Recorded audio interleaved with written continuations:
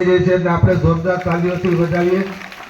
આપને વિનંતી એક છે કે કદાચ અહીંયા જેટલા બેઠેલા છો એમને મારી એક 25 વર્ષીય વેદના છે, પણ હજી ઠાલવું છું કે આપણા બાળકો જે પ્રાઇવેટ સ્કૂલમાં અભ્યાસ કરતા હોય, હમણાં રાહુલભાઈ વાત કરી કે તમામ શક્તિઓનો વિકાસ છે એ અહીંયા સરકારી શાળામાં થાય. આપને કદાચ ખબર નહીં હોય, જેટલી ક્ષમતાઓ સાથે શિક્ષક જે મહેનત કરે છે એ અહીંયા થાય છે. ત્યાં ચોક્કસ પ્રાઇવેટ સ્કૂલ અરે કોઈ અમારી દુશ્મનાવટ નથી, પણ ભૂતકાળની અંદર એવી ઘટનાઓ ઘટેલી કે બાવડા ઝાલી ઝાલીને પ્રાથમિક શાળામાં મૂકવા આવવા પડતા.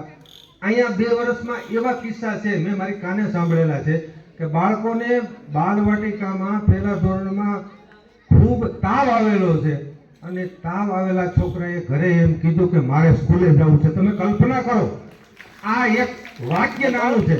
મારો કહેવાનો મતલબ છે કે બાલવાટિકામાં 5 વર્ષનો વિદ્યાર્થી આજે મૂળાક્ષર ઓળખે છે અને 6 મહિના એ બાલવાટિકાનો 5 વર્ષનો બાળક કડકડાટ પુસ્તકનું વાંચન કરે છે. આ પ્રાથમિક શાળા સરકારી શાળાની જ દેન છે.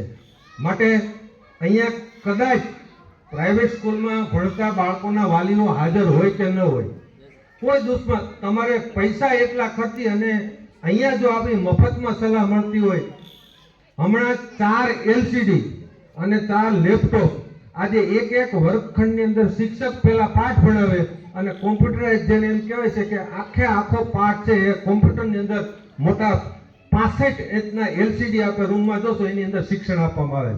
આવું શિક્ષણ અહીંયા મળે છે. તો હું એમ કહું છું કે આપના બાળકોને સરકારી શાળામાં કેટલી બધી વિવિધકારી યોજનાઓનો લાભ પણ મળે છે.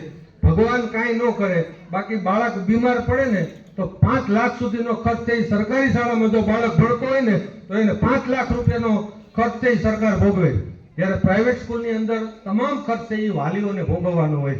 મારી એટલી આપને વિનંતી છે, આમ તો હજુ અમે મિટિંગો તો કરશું જ, પણ અહીંયા મંચસ્થ બેઠા છે એમને મારે વિનંતી કે તમે જ્યારે ગ્રુપમાં બેઠા હો અથવા તો કોઈ ગ્રામ પંચાયત અથવા તો એના હસ્તગત કાંઈ મિટિંગ હોય તો તમે બાળકોને આ શાળામાં ભણે એવું કહેજો. એની સામો એ જો કાંઈક કારણ આપે કે અમે આ હિસાબે નથી ભણાવતા તો તમામ શિક્ષકોને અમને કહેજો, જેથી એનું સોલ્યુશન થાય. કોઈ પ્રશ્ન હોય તો અમે એમ કહી શકીએ સામેથી આવો, પણ કોઈ પ્રશ્ન નથી. અત્યારે અમારે પ્રાઇવેટ સ્કૂલ જેવું એક સોપાન અમે ચાલુ કર્યું છે જગુભાઈ, 10 વાગે 9:30 વાગે વિદ્યાર્થી આવી જાય. સ્કૂલનો સમય 11 થી 5 છે. 9 વાગે તમામ વિદ્યાર્થીઓ આવી જાય.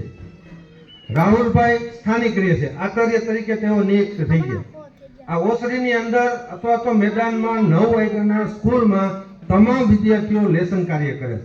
10:30 સુધી 1.5 કલાક ઈ પોતે ખુરશી લઈ અને 9 વાગ્યાના બેસી જાય. આ એક ટ્યુશન છે, તમે સમજી લેજો, ટ્યુશન છે, એના પૈસા દેવા પડે. આજે 9 વાગ્યાથી બેસી 10:30 પ્રાર્થના થાય અને બાળકોના વાલીઓને એમ કીધું છે કે તમારે બાળકોને ટિફિન લઈને મોકલવા. ટિફિન જેને ન જમવું તો મધ્યાહન ભોજનનું આપણે નીતિનભાઈ ભટ્ટીના ઘરના દિવ્યાબેન એટલું ટેસ્ટફુલ અમે પણ જમીએ છીએ, દરરોજ ટૂંકમાં ટેસ્ટ કરીએ છીએ. એવું સરસ મજાનું મધ્યાહન ભોજનની રસોઈ કરે છે. બાળક 9 વાગે આવે અને 5:30 ઘરે જાય છે. હવે તમે વિચાર કરો, પ્રાઇવેટની અંદર 8 થી 4 છે તો અમારી 7 કલાક છે. સરકાર 11 થી 5 નો પગાર દે, એવી કોઈ સ્ટાફે અહીંયા ગણતરી કરી નથી. પણ આ સંતાનો છે, આ બાળકો છે, અમારા બાળકો કરતા પણ વિશેષ એમની અમે કાળજી રાખીએ.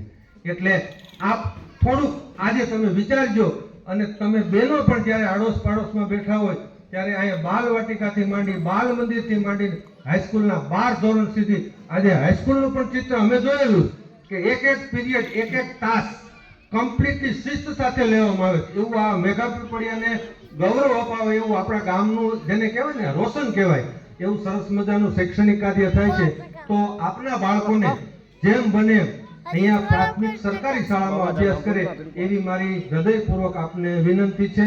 છેલ્લો કાર્યક્રમ હવે પિરામિડ તરફ આપણે જઈએ. છેલ્લો કાર્યક્રમ પછી આપણો કાર્યક્રમ પૂર્ણ થશે. વંદે માતરમ.